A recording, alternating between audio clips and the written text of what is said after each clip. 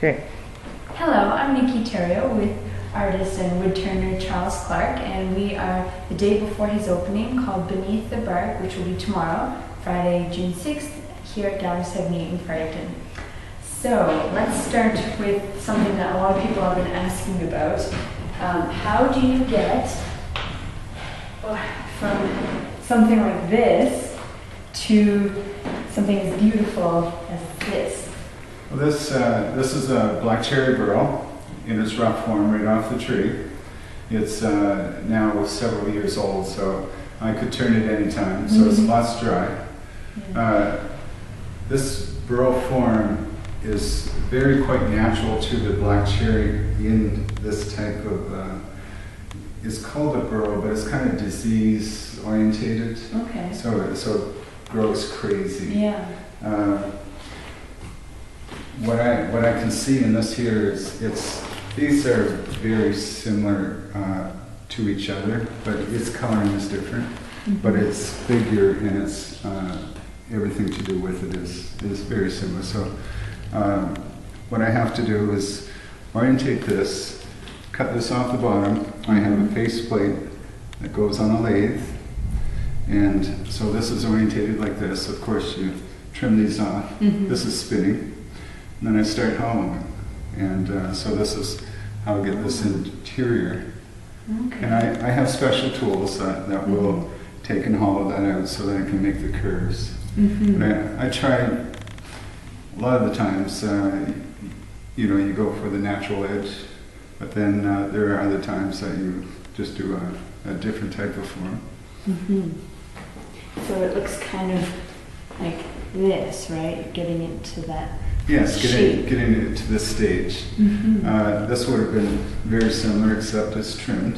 Mm-hmm. And this is spalted yellow birch, where that is black cherry. Mm-hmm. And this spalting actually is kind of trapped between half good wood and half rotten wood. Mm-hmm. So it's really quite soft. Mm-hmm. I'll just pass this off. Sure. And this portion here just will virtually fall away.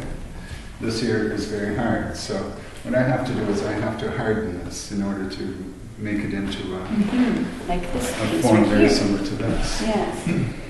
And all this here, markings and stuff is really cool, where it takes over the host wood and creates an art of its own. Yes, it does. It's quite interesting. Thank you.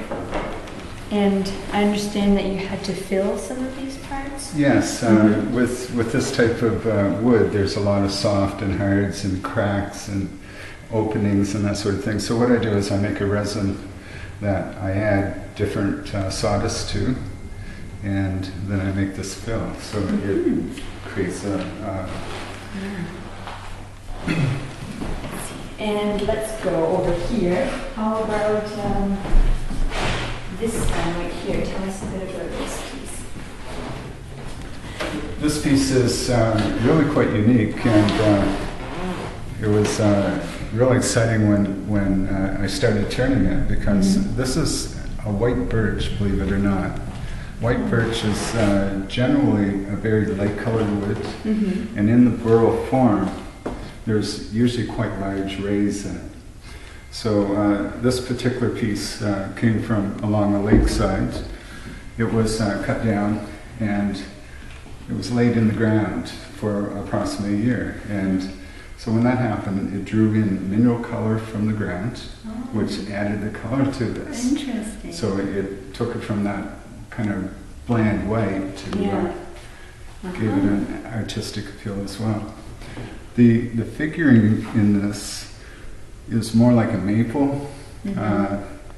Like it's just one of the rare pieces where it's very different to other pieces in the same wood. Yeah. Now with this piece over here, we've been having fun asking people who have seen it, what kind of wood do you think this is? Because it looks very, wow, like I've never seen something like that before. So tell us a bit about this piece. Sure. This is called sumac. It is generally in almost more like an alder size. Yeah. Like they'll grow up in a swampy sort of atmosphere and old dump sites or that sort of thing. So it kind of grows up spindly. But every once in a while you'll come across a piece that has been nurtured a little bit, which you give a little size to it. Sumac is a little bit similar to cedar in its hardness, but its color is, I don't know, it's just something, well, I call it New Brunswick's exotic wood. Well, it does. It's quite It's exotic. nice that we have Yeah, at least something like that. Yeah. Now, last of the pottery pieces, let's look at this one a little bit so we can see if the original would here. This is curly maple. It's a very hard, it's the rock maple form. It is second as what they call a fiddleback maple, where the figure in this is very, very tight.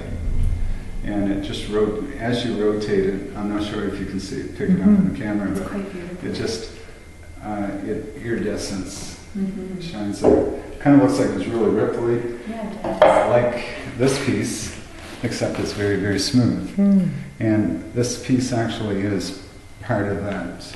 That tree. Oh, wow. And now, besides these beautiful pottery pieces here, we have some wall pieces. So let's talk a bit about this here. Sure.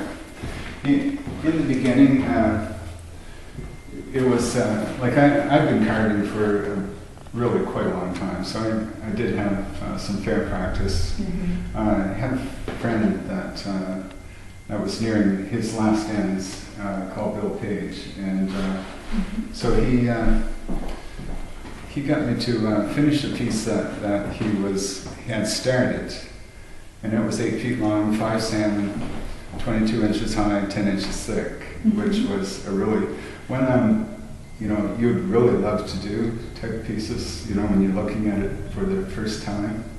And then it did come my way, so which gave me a beautiful start. He told me to carve something important like fish, and of course I've been fishing ever since I was knee-high.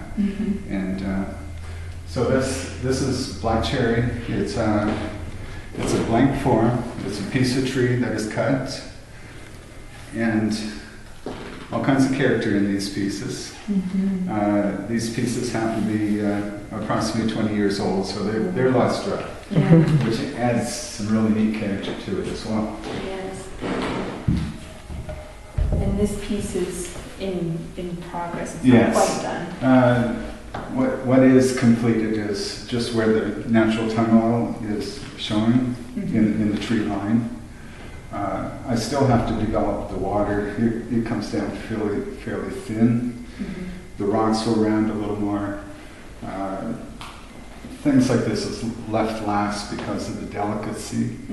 When you're working on it, you don't want to lose those pieces. Exactly. Yeah, and when they are finished, they will look just like these lovely pieces over here.